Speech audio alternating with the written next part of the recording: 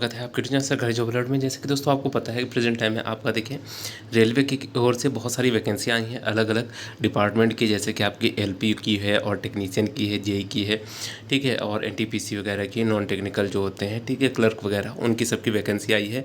Station master वगैरह की vacancy आई है। तो अलग अलग डिपार्टमेंट से आपकी रेलवे की बहुत सारी वैकेंसी आई हैं। और यहाँ पर देखिए आपकी आरपीएफ एसआई वगैरह की भी है, जो कि रेलवे इस बार को उसका एग्ज़ाम तो नहीं कर रहा है, लेकिन वो रेलवे में ही कंक्लूड करके किया जा रहा है, ठीक है। तो यहाँ पर आप देखिए आपका जो है 2025 की वैकेंसी के हिसाब से बताया गया है, आपकी न्यूज़ है, ठीक है। तो इसमें बताया गया है न्यूज़ में कि यहाँ पर देखिए जो आपकी 50,000 पद हैं, ठीक है, अगले वर्ष मतलब कि 2025 में अगले वर्ष में ही आपके पद आ जाएंगे। और यहाँ पर बोला गया है बहुत जल्दी भर्ती कैलेंडर जारी होगा, ठीक है। अब इससे पहले आपको एक चीज़ और बताता है कि अभी थोड़े दिनों पहले एक जो है आपका कैलेंडर वायरल हो रहा था, ठीक है, जिसमें बताया गया 2025-26 के बहुत सारे पद किन किन मंथ में आएगा, ठीक है। लेकिन उसमें ये बताया गया था कि आपका जनवरी मंथ में देखिए एलपी की जो है वैकेंसी आ जाएगी। हो सकता है कि 2025 की वैकेंसी जो है एलपी की आ जाए जनवरी में ही, ठीक है। जिस हिसाब से रेलवे ने बोला भी है कि हम अपना हर साल कैलेंडर जारी करेंगे और हर साल अब जैसे एसएससी में एग्ज़ाम होता है अब प्रेजेंट टाइम में कि 3-4 साल से कि लगातार हर साल आपके एग्ज़ाम होते हैं, हर साल उनकी ज्वाइनिंग होती है, वैसे हर साल अब रेलवे भी करने की कोशिश कर रहा है, जिसकी वजह से हो सकता है कि 2025 में आपकी फिर से वैकेंसी आ जाए। अगर मानकर चलते हैं 50,000 पद भी आते हैं तो ये पद बहुत ज़्यादा होते हैं। और इन पदों में देखिए कम से कम देखिए आपके इस बार को ही टेक्नीशियन के 14,000 पद हैं। तो मान कर चलिए अगर 10,000 पद आपके टेक्नीशियन के आते हैं, इतना मैं मान कर चलता हूँ, क्योंकि नेक्स्ट ईयर लगातार जब पद आएंगे तो कुछ ना कुछ कम पद ही आएंगे। ऐसा नहीं कि 5 साल में अगर पद आते हैं तो बहुत ज़्यादा आते हैं, लेकिन इस बार को जब आए हैं 5 से 6 साल बाद आपकी वैकेंसी आई है, लेकिन इतने पद नहीं आए। तो मैं मान कर चलते हैं कि टेक्नीशियन वगैरह के भी पद अगर 10,000 आते हैं और जेई वगैरह के 5,000 पद आते हैं, ठीक है, और इसके बाद आपके एनटीपीसी के भी पद अगर देखते हैं तो कम से कम 10,000 पद आते हैं, तो 25,000 पद तो यही आपके हो गए। और इसके बाद भी अगर हम बात करें कि आपकी जो एलपी वगैरह के पद हैं वो भी 10,000 के आसपास आ जाते हैं। तो मान कर चलिए 35,000 पद ऐसे हो जाते हैं और लगभग 15,000 के आसपास आपके जो है ग्रुप डी के पद आ जाएंगे, अगर रेगुलर बेस में अगर ये देते हैं वैकेंसियाँ, ठीक है।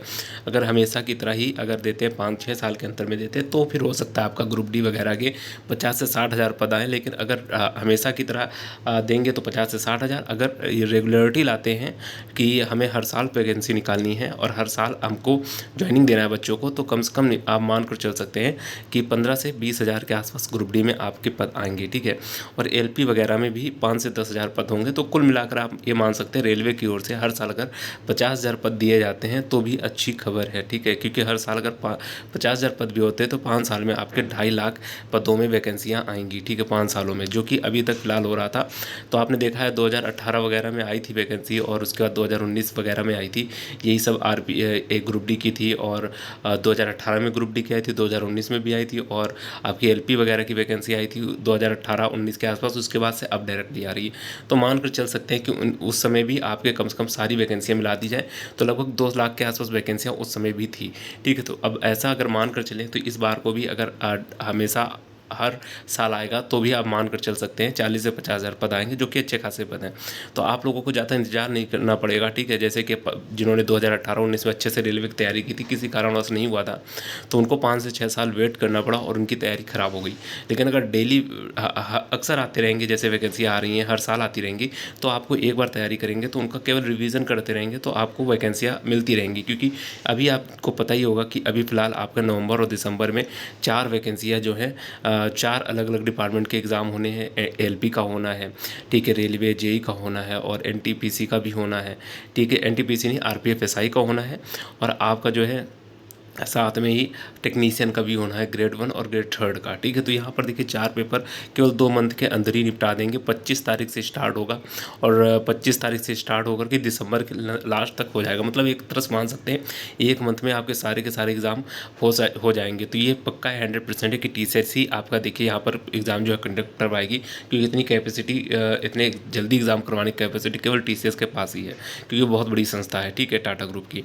तो यहाँ पर आप देख सकते हैं कि ईज़िली आपके एग्ज़ाम अभी भी हो जाएंगे और हो सकता है मार्च अप्रैल या दिसंबर तक की मार्च अप्रैल तक की या फिर 2025 में दिसंबर तक की इन सभी पदों में जो है बहाली भी हो जाए, सभी लोग को वैकेंसियाँ मतलब एक तरह से डिपार्टमेंट ज्वाइन भी करवा दिए जाए। ठीक है, जैसे कि टेक्नीशियन वगैरह की है, टेक्नीशियन की जो ग्रेड 1 और ग्रेड 3 की वैकेंसी है, तो इसमें केवल एक एक एग्ज़ाम होना है। तो यहाँ पर देखिए आपके दिसंबर में ही एग्ज़ाम होगा, तो मान कर चलिए 2 से 3 मंथ में आपका हो सकता है अप्रैल या मई तक की आपकी यहाँ पर ज्वाइनिंग भी हो जाए। ठीक है, क्योंकि 4 से 5 मंथ रुकेंगे बहुत होगा, इसके बाद आपका डॉक्यूमेंट्स वेरिफिकेशन होगा, फिर इसके बाद मेडिकल वगैरह होगा, तो 1-2 मंथ की गैप लेकर भी करेंगे तो भी आपका यही मान कर चल सकते हैं मार्च अप्रैल तक की आपकी ज्वाइनिंग हो जाएगी। तो यहाँ पर देखिए बहुत अच्छा चांस है आप लोगों के पास 2025 का। अब देखते हैं जनवरी, अभी ज़्यादा टाइम भी नहीं बचा है, 2 से 3 मंथ बचा है। इसके बाद देखते हैं 2 से 3 मंथ बाद जनवरी में वैकेंसी आती है नहीं आती है। अगर एलपी की वैकेंसी 2025 में जनवरी में आ जाती है तो मानकर चलिए कि आपका हर साल यही फिर रूटीन रहने वाला है। तो आप लोग अच्छे से तैयारी कीजिए और अभी एलपी की जो एग्ज़ाम होने वाला है इसको भी लेकर के आप लोग ढीला मत कीजिएगा कि अगले साल वैकेंसी आएगी उसमें हो जाएगा।